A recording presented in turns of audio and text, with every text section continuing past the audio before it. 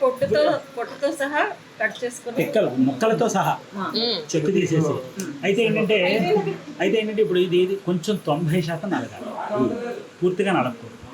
90% నలగాలి. ఇది ఉడకపెట్టేసిన తర్వాత దీనిలో కొంచెం చింతపండు పులుసు, ఏంటి ఉప్పు, పసుపు, ఇక కొంచెం పచ్చిదనం పోయేంత వరకు కాస్త అయిందా.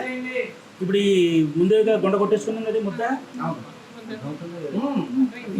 అయితే ముద్ద తీసుకొచ్చి అయిందా ఈ ముద్ద అందులో కలిపేసేసి ఈ పచ్చడికి భరణి గారిది ఒక మేనరిజం ఉంటుంది, అది కూడా ఇప్పుడు చెప్పిస్తాను ఆయన చేత. అదే అదే ఎవరెవరు రావాలి మేడం? సరే చెప్పేసాడు. తెలుగువారికి ఇష్టమైంది పనసకాయ. పనసకాయ కూర మాత్రమే ఇప్పటిదాకా చూసాం.